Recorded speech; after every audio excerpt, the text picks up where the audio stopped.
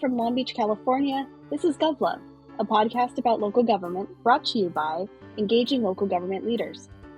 I'm Meredith Reynolds, Deputy City Manager of Long Beach, California, and GovLove co-host. We have a great episode for you today. We are talking about the book Herocrats, a guide for government workers leading change with author Allison Bell. But first, the best way to support GovLove is to become an ELGO member. ELGO is a professional association engaging the brightest minds in local government. Check us out and learn more about membership at elgo.org.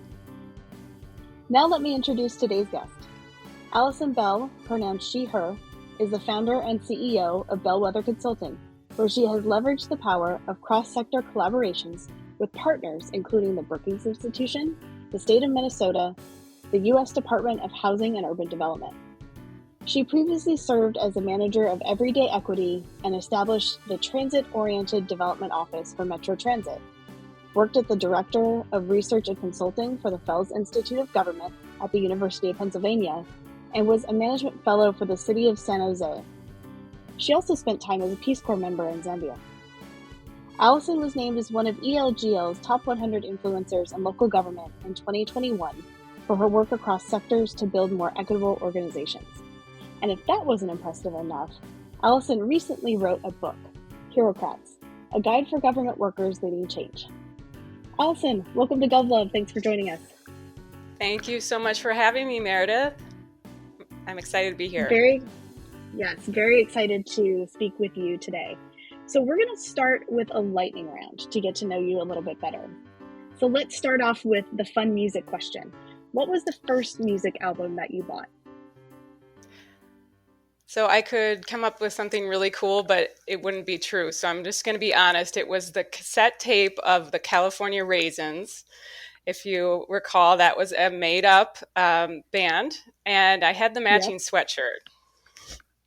Oh, you were rocking it. I love that so much. Yeah, mid-'80s style.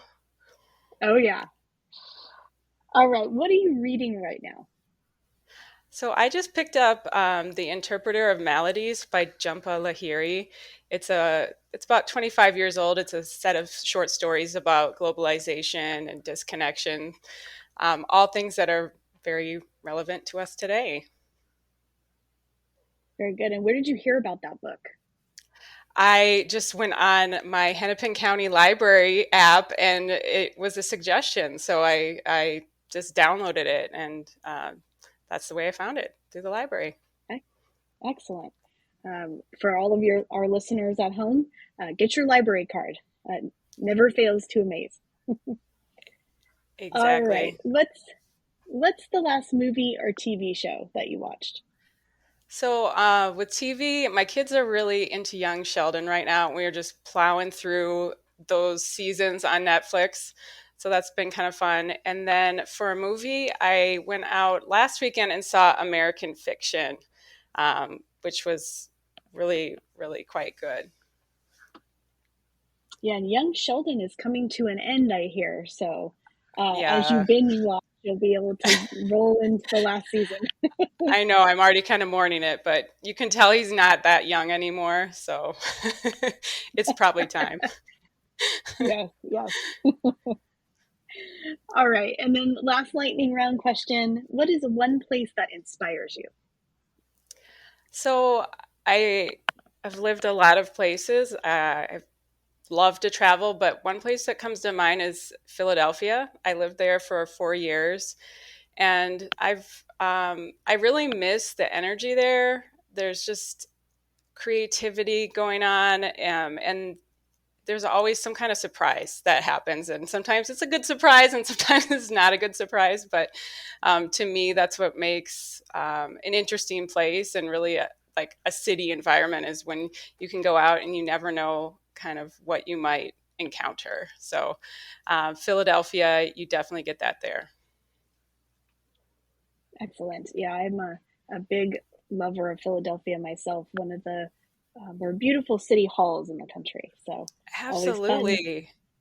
Always fun to get your city hall selfie there in front of that city hall.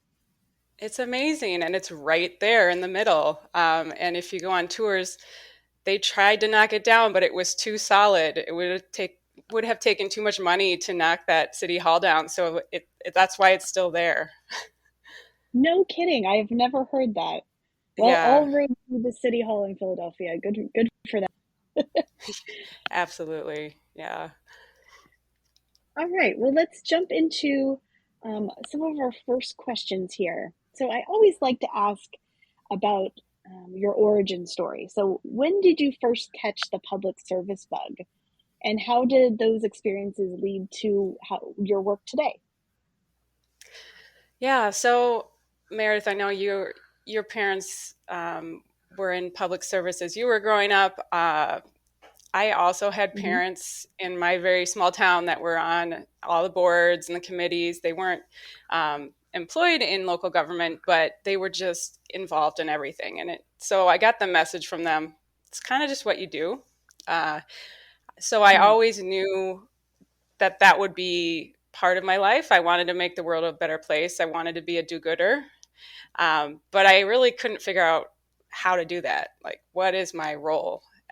What is my angle? So I tried out some paths not taken. One was a lawyer. I didn't actually go to law school, but I had a lot of people tell me you should go to law school and a lot of encouragement to go to Yeah. law school.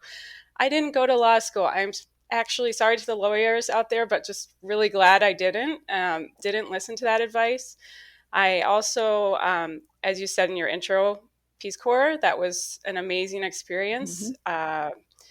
And it showed me another path that was not right for me. I really realized through that experience I needed to be working in the US. And it was the George W. Bush years. I realized it's really my responsibility to contribute to my own country. So I went to grad school for public policy and management.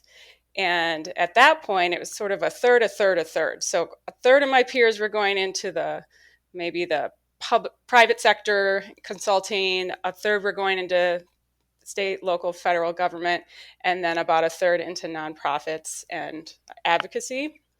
And I made a really just a intentional decision that I wanted to try government because I thought, you know, I might be able to have the most impact from the inside. And so again, a failure story is I actually started trying to get into the federal government and didn't make it through what was called the Presidential Management Fellowship. Um, really glad Hmm. again that that didn't happen because then I was able to try to get into local government and applied for the ICMA Local Government Management Fellowship and won it and got to do a year in San Jose at their then beautiful, well, still beautiful, but then new city hall. Hmm. And that was really where I first caught that bug, that public service bug, was working in San Jose. Well, that's excellent.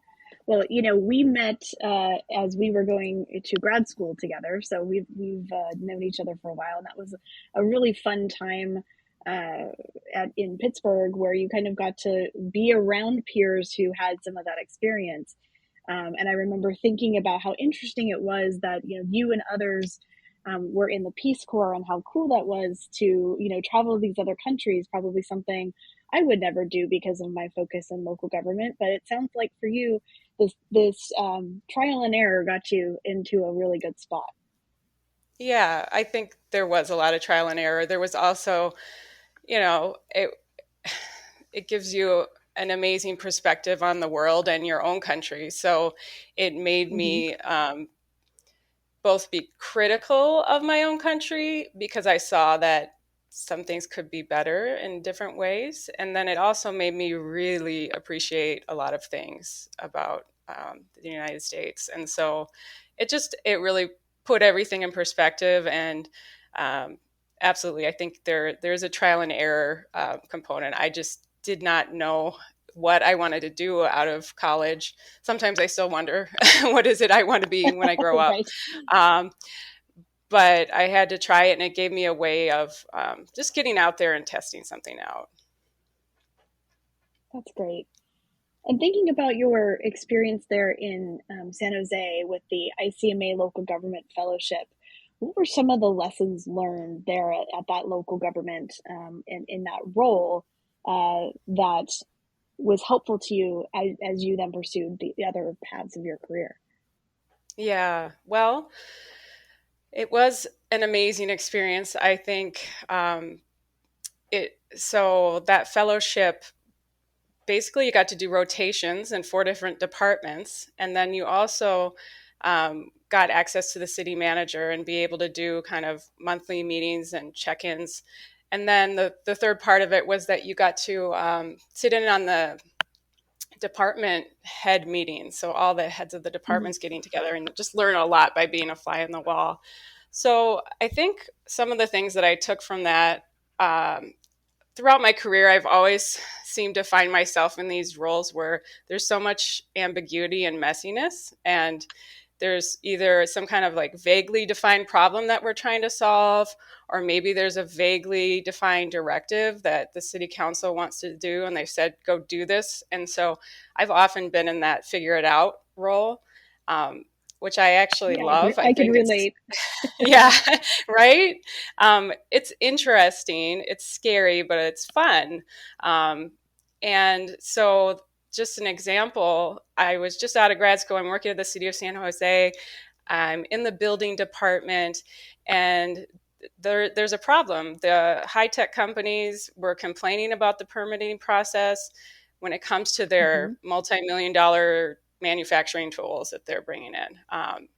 So the slowness of the process or the lack of coordination, but then what that was leading to was they were foregoing the permitting process, and so they were just not Oh, doing the permitting that they should have been doing. So that was the problem. I was given the job of design a better program. How could we streamline this? And my first thought was, wow, you're trusting me to do that? Like, I just right. got out of grad school, but of course I didn't say that. I just went out and I started talking with the companies. I started visiting the facilities. I got to wear one of those cool bunny suits, with in the clean Oh, rooms, yeah.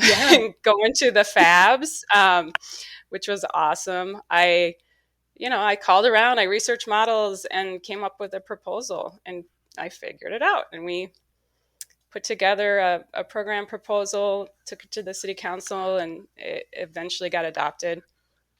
So I just tell that story for a couple reasons. One, I learned that public servants, gosh, they have a lot of power and a lot of potential to do good things. I was super surprised that they let me do this, and it's now looking back, it wasn't that huge of a deal, but at the time, I was just impressed with the importance of this job, and it was really cool to be able to figure it out, and to make things a little bit better. So that was the first lesson. The second one is just how creative local government work can be, and Mm-hmm. and the fact that there's not any kind of real magic bullet. I think, despite what consultants, I don't say this as a consultant, but maybe some consultants might try to tell you that they have the answer that's going to fix things. But there really is no one big answer. There's no one big secret, especially technology. It may help, but if it's not going to solve our problems if those fundamentals aren't in place. So Right. those strong relationships, the communication, those connections. So, so yeah, that experience in San Jose, I think, really helped drive home those lessons for me. Yeah, those fellowships are really invaluable ways to get folks into local government. I was also in a similar fellowship here in the city of Long Beach with rotations and department head meetings, and had a very similar experience right out of grad school than you did there with San Jose. And they look to you often, with that fresh approach and that fresh perspective, not being sort of embedded and having the bureaucracy sort of weigh heavy on you, and coming in and saying, well, what do you think about this, right? And so there's a lot of value in getting a great start in local government in some of those types of programs. So for our listeners out there, if you haven't checked those out, Allison and I can attest that they are definitely a great way to start your career. Absolutely.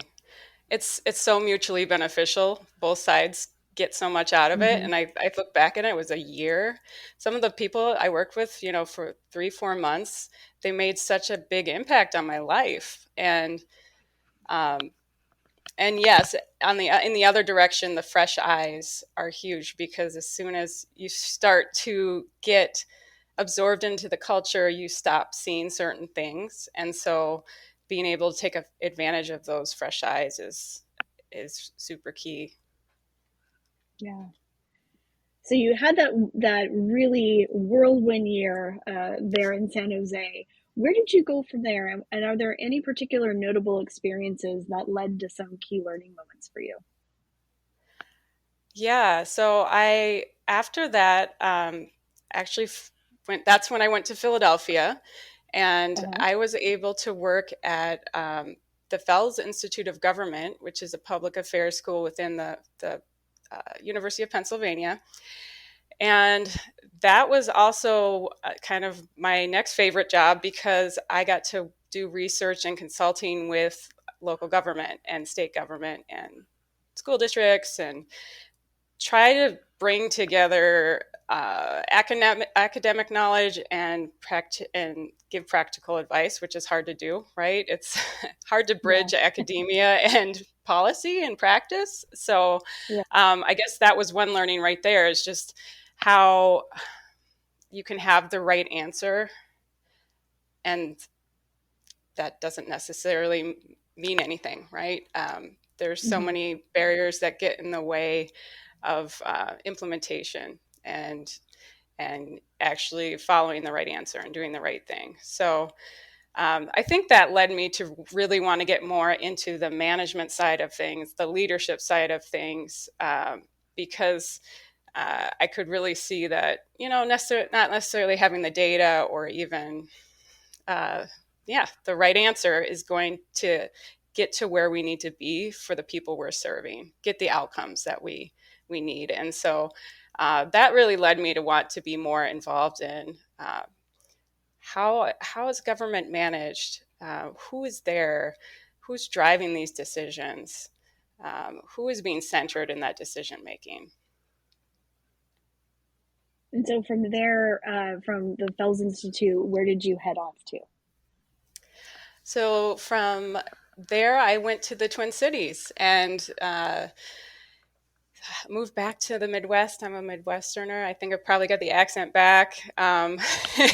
And uh, I grew up, so I had grown up in Iowa, and Minneapolis, St. Paul is one of our closest big cities. And so I moved to the Twin Cities without a job and started looking and was able to find one with our Metropolitan Council, which is our regional agency that does regional planning. It owns and runs the transit system and the wastewater system.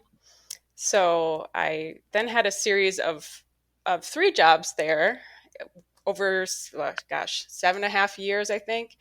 I was pretty much like a serial entrepreneur within the Met Council.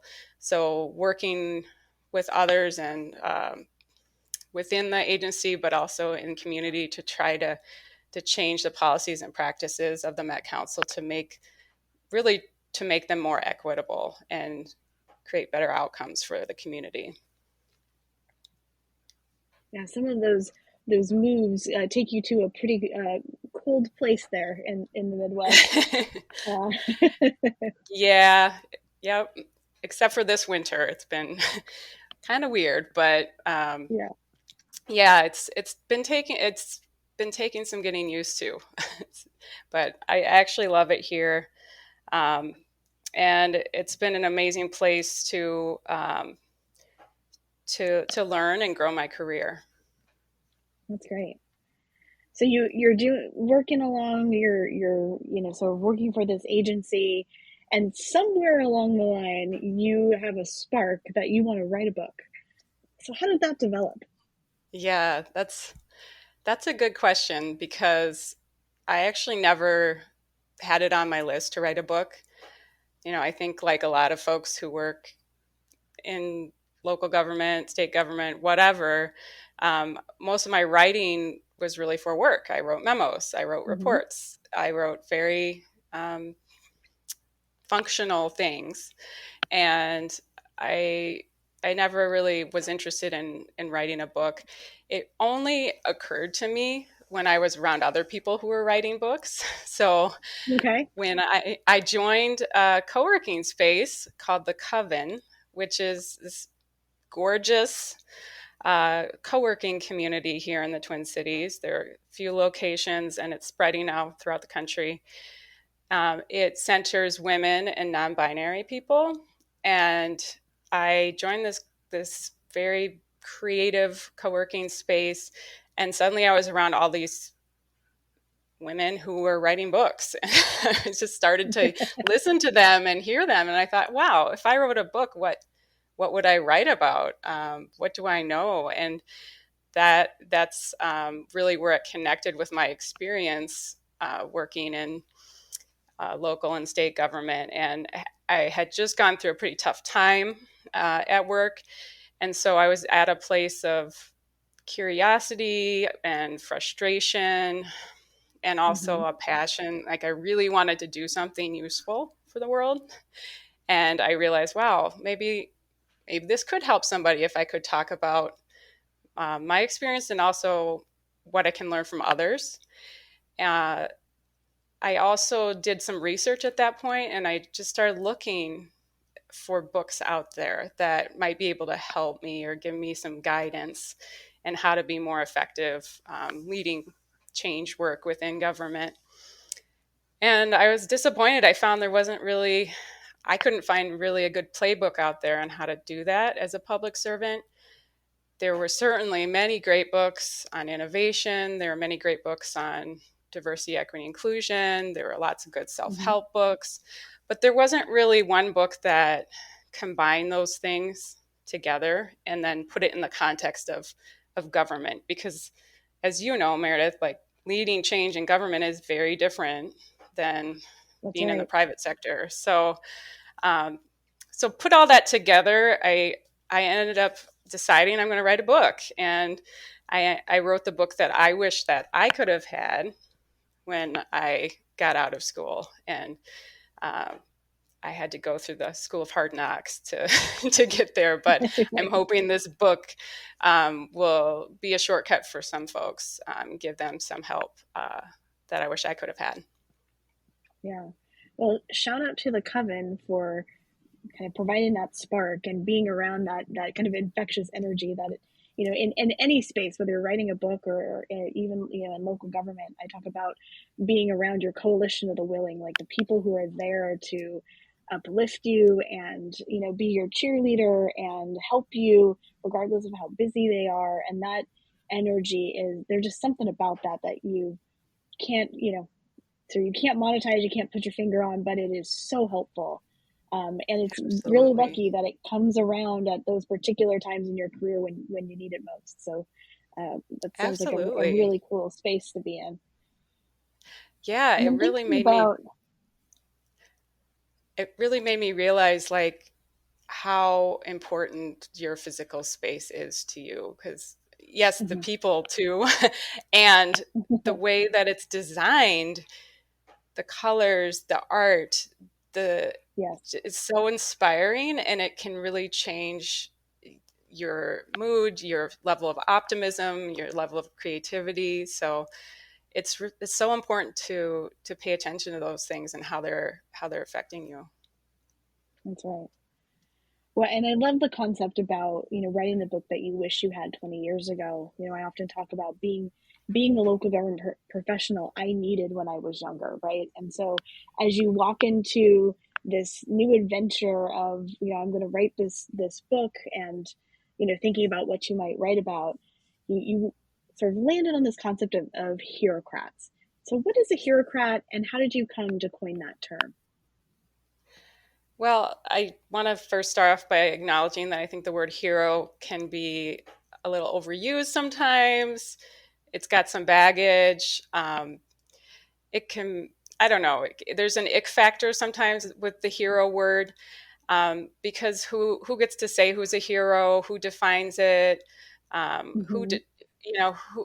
who determines that. So I really thought I was trying to think of a word for these people that I had experienced throughout my career who were in it. They were in local government, they were in state government, they're working hard, often behind the scenes, um, on this very unsexy, often work to change policies and programs and systems to make lives better. And I thought, maybe we can reclaim that word hero and reframe it for public servants, and not just police officers and not just firefighters, but everyone who is in there doing this work. So I think it actually came. This is sounds kind of weird. I was sitting in bed with my husband and we were just talking about this. This is our nerdy pillow talk, right? But we were Mm-hmm. trying to think of a word, and we thought let's play off bureaucrat and turn it into Herocrat, and so that's where it came from. And so the way that I define it is that Herocrats are government workers who risk their livelihoods to fight systemic injustice. And to break that down just a little bit more, we usually think about heroes as being people who save individuals. So Mm-hmm. you're jumping to a river to save someone who's drowning. You're going into a house and saving someone from a fire. And Herocrats are helping people or saving people, but they're working on a different scale. They're working on the systems level, Mm-hmm. and they're working on systems that have historically harmed people and certain populations and groups of people. And so there is a risk involved here that we also need to acknowledge. There's maybe not going to die because you're going to work, but there is a level of risk of that when you put yourself out there to do this type of work, you may be risking your job, um, Mm-hmm. depending on who you're ticking off. You could be risking your health because it's very stressful and tiring.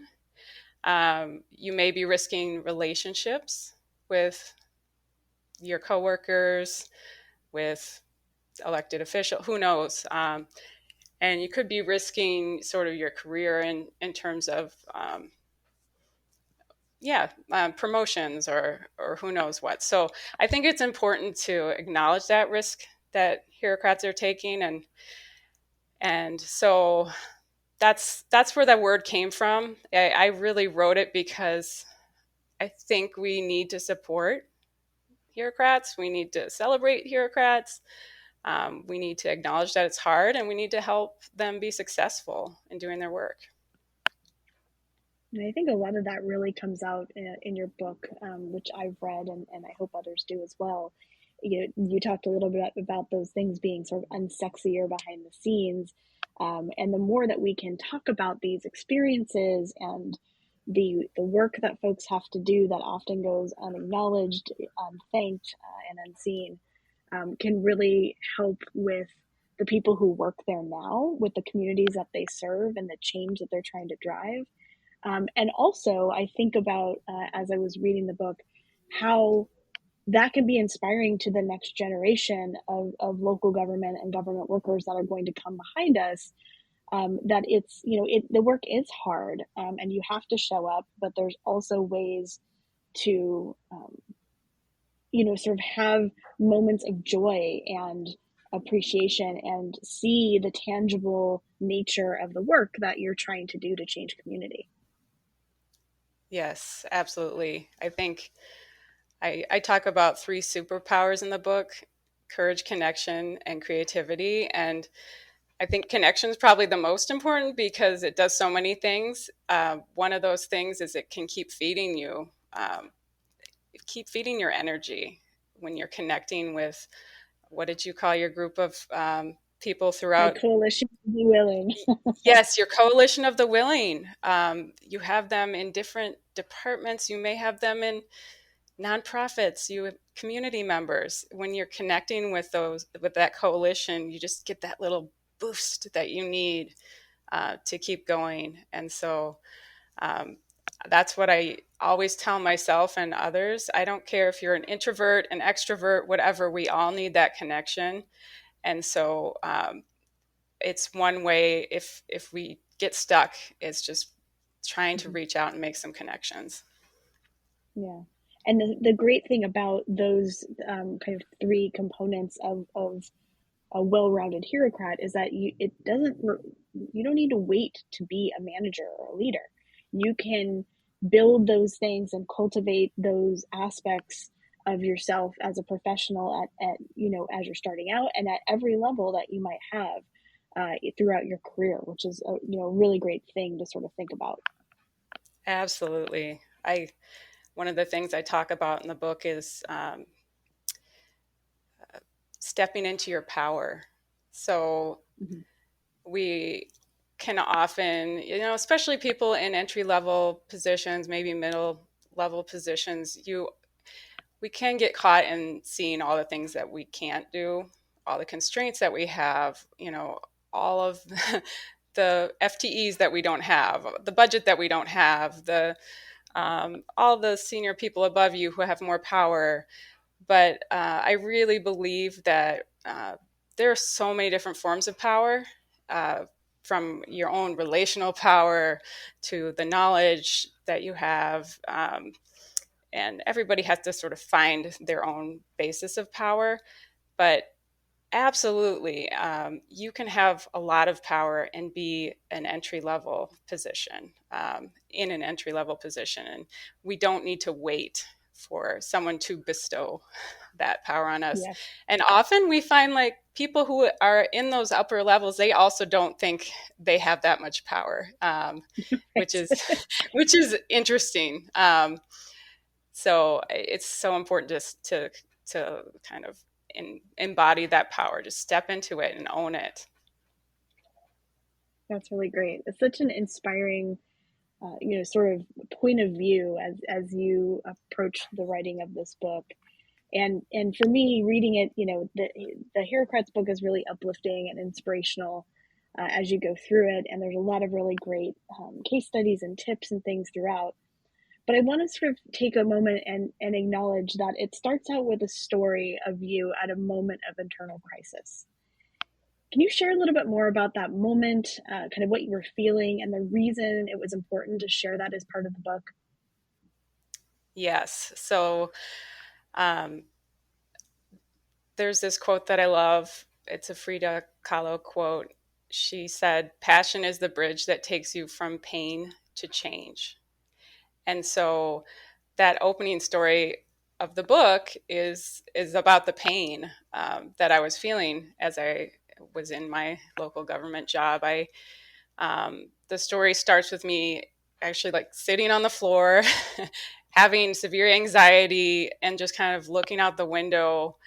Um, and I ended up just skipping out of work. I left the office in the middle of the day and took the train home. And that was a big moment for me because then a lot of change happened after that. But before that, I had been leading this everyday equity team. We had been having pretty great success. We've been making some big changes to our agency. We had some new initiatives. We were seeing some good results. But after a couple of years of that, the defenders of the status quo really started to come out and lock us kind of lock us down. And in my book, I call the people who are being more guided by their fear, I call them Herocrats. And not to label them, because we can all be Herocrats sometimes if we let our fear get the best of us. But that's what led to me being at that point of rock bottom, really, and then sort of leading to that moment of change. So that's kind of where I started off. And you asked, you're probably wondering, like, why would you start off an uplifting book with such a kind of a downer story. Well, back to the Frida Kahlo quote, I really think um, that that's where passion can come out of, and that's where change can come out of, is when we acknowledge those hard things. And so I wanted to be honest and transparent about that, about what I've been through, how difficult it is. I wanted people to know that I see them, that I know how hard it is. And when I talk about this with groups around the country, I often that's the most valuable thing that people get out of, is that they feel seen, that someone understands how changing these bureaucracies can be so really emotionally difficult. So through all this, through the book, I don't know if you noticed, it's kind of like there's a light and a dark, right? It's acknowledging the bad, difficult things, and then also being optimistic and that we can do it. And so I try to balance that. And I really like to call that grounded optimism, because it's choosing to be hopeful while also recognizing how difficult it is. And that's the reality. So, Yeah. that's why I started off with that story, and then tried to make the book something that will reach people who may have been maybe never sitting on their floor. I don't know, but everybody's had that point where they're going, why is this so hard? Why can't we make the change? Why is it 2 steps back? Why is this so slow? So the book is really for those people, and it's not just my stories, but it's really the stories of dozens of people, hundreds of people around the country who are doing this work, and what I learned from them. Yeah, and I think that was part for me, as I was reading this, really resonated with that moment. Like mine looked different, but it felt the same, right? And so there is power in authenticity and transparency in that story. And for me, it was a great sort of preamble to the kind of balance you talk about in the book of acknowledging that this work is hard, it is heavy, it takes a considerable amount of effort to be a conscious disruptor to change systems. At the same time, there is a lot of joy and impact to that work. And so that was a really cool thing to see as I progressed through the pages, and sort of got to hear. And there's really great storytelling too, in the way that you come across in the book, the tone that you have, and the highlighting of people that you've come across in your career. So that was really, really cool to see. And as I think about that the stories and the book and the kind of playbook aspect here, without too many spoilers, what are some of the highlights from the book that are most meaningful to you? Yeah, well, um, before I get into that too much, I'll just say kind of the setup of this is that there's an intro, there's a framework, and then there's really 3 big sections. So there's Find Your Cape, which is the introspective work. It's exactly what you're talking about, like, who am I? Why am I here? How to be my authentic self. And then the second part is Work That Cape. So this is the more worky part. It's, how to put those superpowers to work in your job.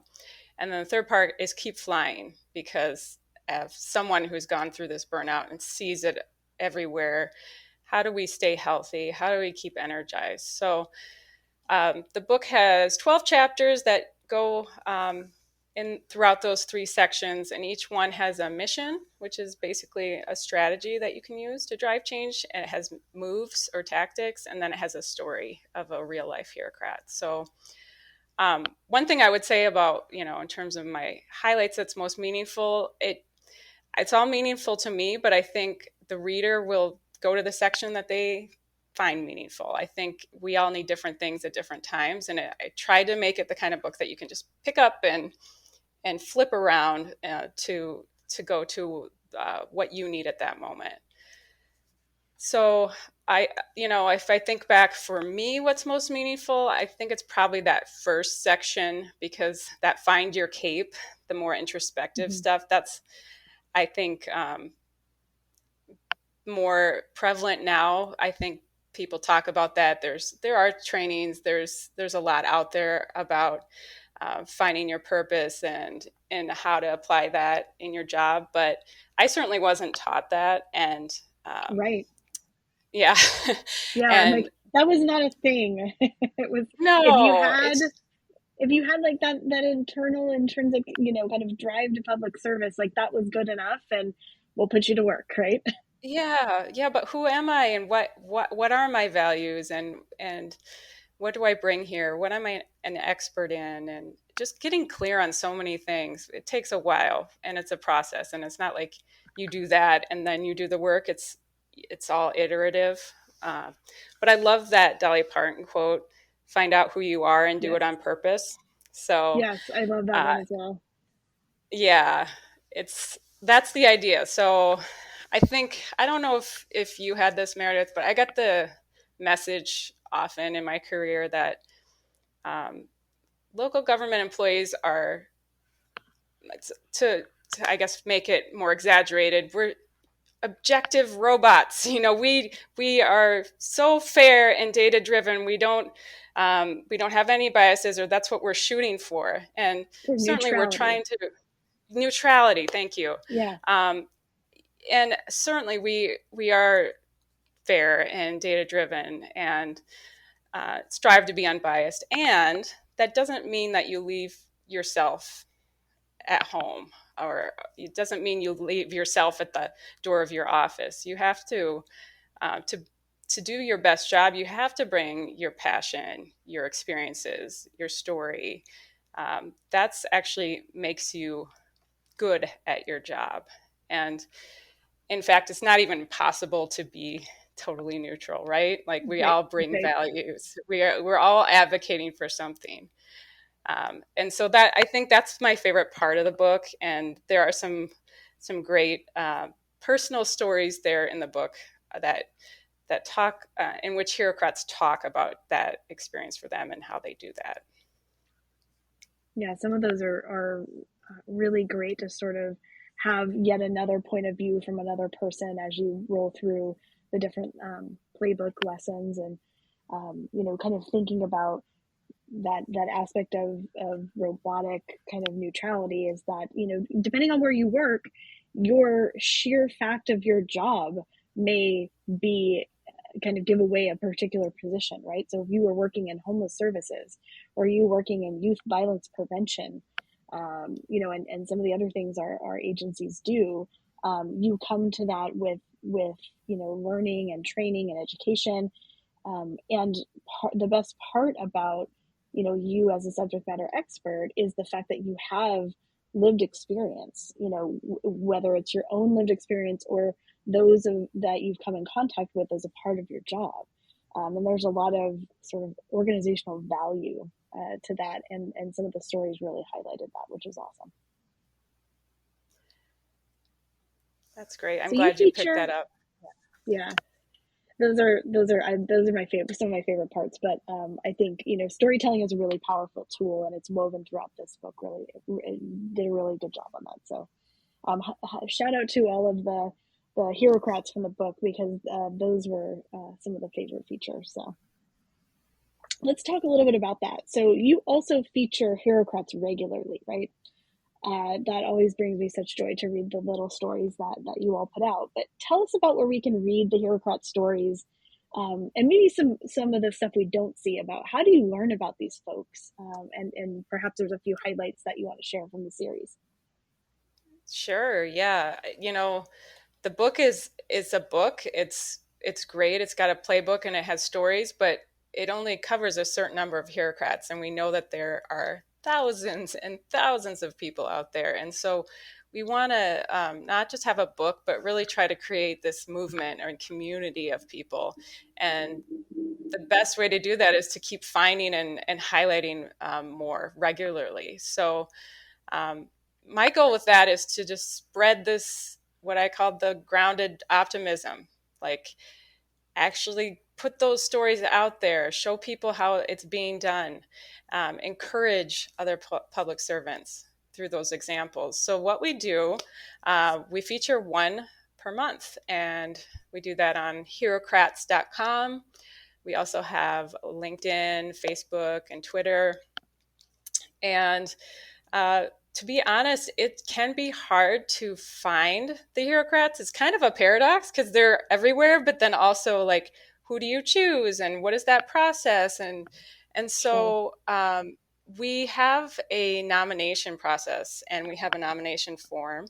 So if you go to that herocrats.com, you can see that we really rely on the community, the ELGL community, all kinds of folks in the public and who are working within state government to nominate Herocrats. And once they've put in a nomination form, we then put it in the pot, we do our evaluation, and then we basically make a schedule and we try to do, again, it's like one per month, and Mm-hmm. we do the interviews and highlight them. So it's good for, it's not just good to, for the readers, but I think it helps all of us be energized to keep connecting, again, back to that connection with more people who are doing this work and people who don't necessarily get the accolades. And that's Sure. another one of the challenges is that the way that often you find out about people is because they've gotten an award or That's right. because they got highlighted in some magazine, but we're not necessarily looking for those people. We're looking for those people who haven't yet but deserve it. And so that's why the nomination is so important. So that's my plea to the readers is to, I know you all know people. Please go on our website and nominate somebody, make somebody's day, or their week maybe, Yeah. and show some love for the Herocrat in your life. Yeah. Well, it's very consistent with GovLove, right? So for all of our listeners out there who love local government, this is your opportunity, one of many out in the world, but one of the opportunities to um, give a shout out, say congratulations or thank you, highlight somebody's hard work at any level of the organization, because it really takes all of us to move through some of these system change, issues. And part of good culture and good organization is being able to celebrate and acknowledge and lift up our staff and our colleagues. So take a moment after you hear today's GovLove podcast and jump on that Herocrats website and nominate today. I promise you it's not painful. It's a very short form. So it'll take 30 seconds. Excellent. All right, Allison. So as we wrap up, let's talk a little bit about the next steps for you. What are you working on that our listeners should look out for? So Meredith, that is a great question. I just released this book. I started my own business 6 years ago. I'm trying to figure out what's next, and I frankly don't know exactly yet. I do know that I'm going to keep doing what I'm doing, so I want to keep celebrating Herocrats. I'm going to keep featuring them.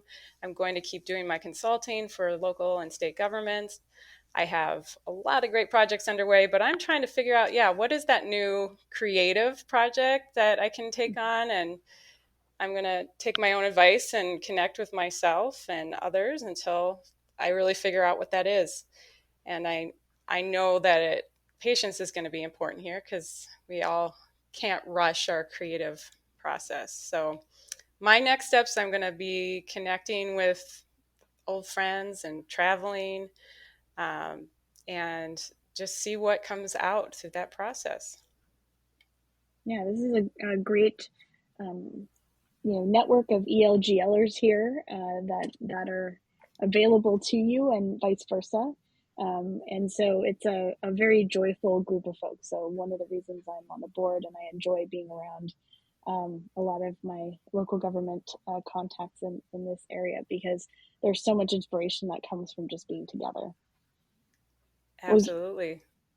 you certainly are an amazing Herocrat yourself, and in this space have done a lot of that really tough introspective work to kind of figure out, who you are, what you want to do, where you're going, and the impact that you can make in the world. And it's always nice to have someone like you as part of my coalition of the willing. So thank you for joining us today. Oh, thank you, Meredith. Same for Of you. course. You're a Herocrat extraordinaire. So, Well, thank you. Thank and you. So we're going to do our last question. If you could be the GovLove DJ, what song would you pick as the exit music for your episode? oh, it's such a good question. There are so many hero songs out there. Some of them good. I have to go with the David Bowie one, Heroes. And the reason I picked that one is because it's we can be heroes. And we is the operative word here. Both heroes and Herocrats, they don't do things alone, right? There's always a team. And so we can do this together. So Heroes by David Bowie. That's my choice. Excellent. Good choice. Good choice. I also happen to share a birthday with David Bowie, so also, top of the list for me. So, all right, David Bowie, take us out. That ends our local government episode for GovLove today. Thank you to Allison for coming on and talking with me. We really appreciate the time that you spend sharing your story with our audience. Subscribe to GovLove on your favorite podcast app with new episodes dropping every Friday.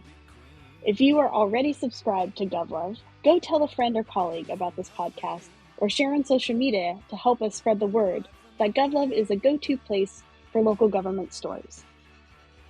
GovLove is brought to you by ELGO, Engaging Local Government Leaders.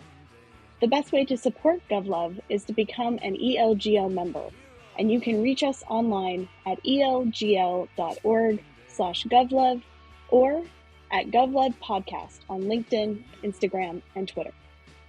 Thanks for listening. This has been GovLove, a podcast about local government. I'll drink all the time, 'cause we're lovers, and that is a fact.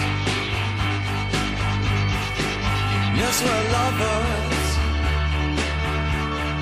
that is that. Though nothing will keep us together, we could steal time just for one day.